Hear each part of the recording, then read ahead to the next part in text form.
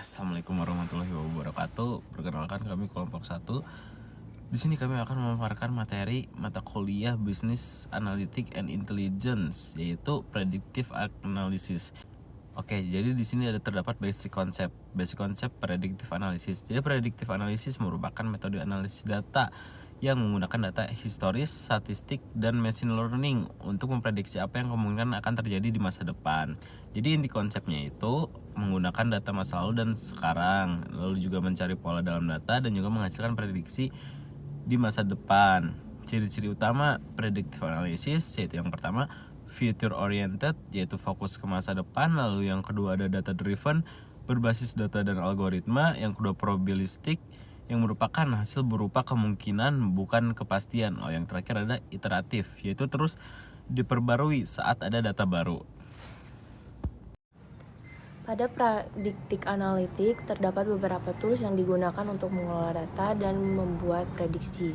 Yang pertama ada Python. Python itu digunakan untuk analisis data dan machine learning. Contohnya, digunakan untuk memprediksi penjualan berdasarkan data sebelumnya. Yang kedua ada R. R biasanya digunakan untuk analisis statistik. Contohnya itu biasa digunakan untuk menganalisis hubungan antara harga dan jumlah penjualan.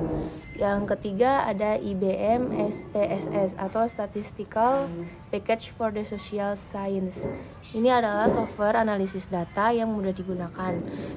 Contohnya tuh biasa digunakan untuk melakukan analisis regresi dalam penelitian atau bisnis. Yang keempat ada Tableau. Tableau digunakan untuk visualisasi data. Contohnya menampilkan hasil prediksi dalam bentuk grafik atau dashboard agar mudah dipahami. Terakhir ada Microsoft Azure Machine Learning. Platform ini biasa digunakan untuk membuat dan menjalankan model machine learning. Contohnya itu biasa digunakan untuk memprediksi perilaku pelanggan secara otomatis dalam sistem berbasis cloud. Jadi tools-tools ini tuh sangat membantu dalam proses predictive analytics agar hasil prediksi lebih akurat dan mudah dipahami. Selanjutnya ada beberapa teknik yang dipakai dalam predictive analysis pada business intelligence ini. Ada sekitar 6 teknik yang biasanya digunakan. Yang pertama ada analisis regresi. Jadi biasanya analisis ini adalah metode statistik untuk melihat hubungan antar variabel dalam sebuah data. Lalu digunakan juga untuk memprediksi hasil seperti penjualan atau seperti harga. Lalu yang kedua ada decision trees. Jadi di sini tekniknya itu membagi data menjadi beberapa cabang untuk pengambilan keputusan pastinya.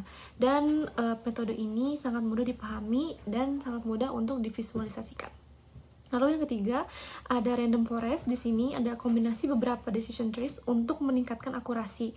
Dan metode ini karena memang menyambung dengan yang metode yang kedua tadi, itu bisa mengurangi resiko overfitting. Lalu ada teknik yang keempat, yaitu teknik neural networks. Di sini teknik ini adalah model yang meniru cara kerja otak dari manusia. Digunakan untuk tugas kompleks seperti pengenalan gambar dan analisis bahasa. Lalu yang kelima ada analisis time series. Di sini analisis data ini berdasarkan waktu. Jadi teknik ini digunakan untuk forecasting. Jadi misalnya penjualan atau harga saham. Dan yang terakhir ada clustering. Teknik ini mengelompokkan data berdasarkan kesamaan. Jadi teknik ini digunakan untuk segmentasi pelanggan. Use case 1. Sales dan marketing. Pada bidang sales dan marketing, predictive analytics ini digunakan untuk memahami perilaku pelanggan agar perusahaan dapat meningkatkan pendapatan dan juga loyalitas pelanggan. Yang pertama itu customer lifetime value prediction. Ini digunakan untuk memperkirakan berapa besar total pendapatan yang bisa dihasilkan dari satu pelanggan selama mereka menggunakan produk kita. Dengan prediksi ini, perusahaan bisa fokus pada pelanggan yang paling menguntungkan. Kemudian yang kedua yaitu current prediction. Current prediction digunakan untuk mengetahui pelanggan yang kemungkinan besar akan berhenti menggunakan produk atau layanan. Dengan begitu, perusahaan bisa segera membuat strategi agar pelanggan tersebut tetap bertahan. Kemudian yang ketiga, demand forecasting. Demand forecasting digunakan untuk memprediksi permintaan produk di masa depan berdasarkan data sebelumnya. Manfaatnya adalah supaya perusahaan bisa mengatur stok barang dan produksi dengan lebih efisien sehingga tidak kelebihan atau kekurangan barang.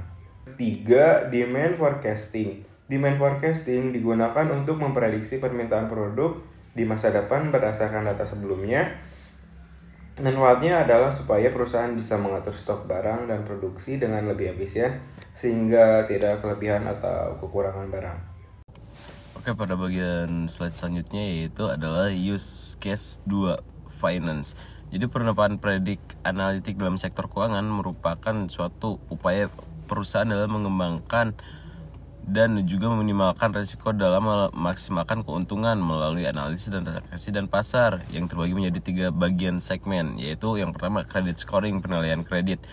Jadi definisi dari credit scoring adalah kelayakan kredit dari pemohon pinjaman berdasarkan data historis. Lalu ada manfaatnya yaitu meminimalkan risiko gagal bayar seperti default risk bagi institusi keuangan.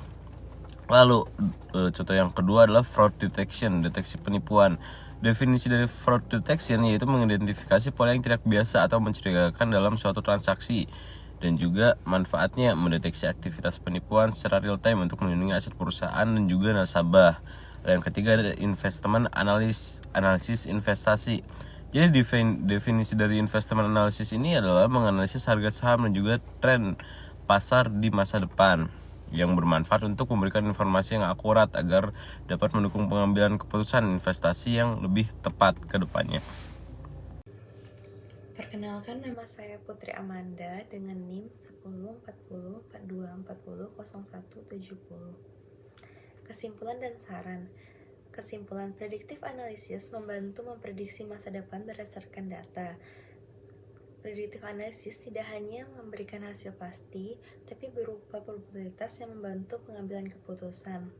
Dengan adanya predictive analysis, perusahaan dapat lebih bertindak lebih proaktif, bukan hanya reaktif terhadap perubahan. Saran, perusahaan perlu mulai mengumpulkan dan mengelola data secara terstruktur agar analisis lebih akurat. Pemilihan tools dan teknik harus disesuaikan dengan kebutuhan bisnis dan kemampuan SDM. Perlu adanya peningkatan skill di bidang data analisis, terutama pada penggunaan tools seperti Python atau Power BI. Sekian presentasi dari kami. Terlebih dan terkurangnya mohon maaf. Terima kasih.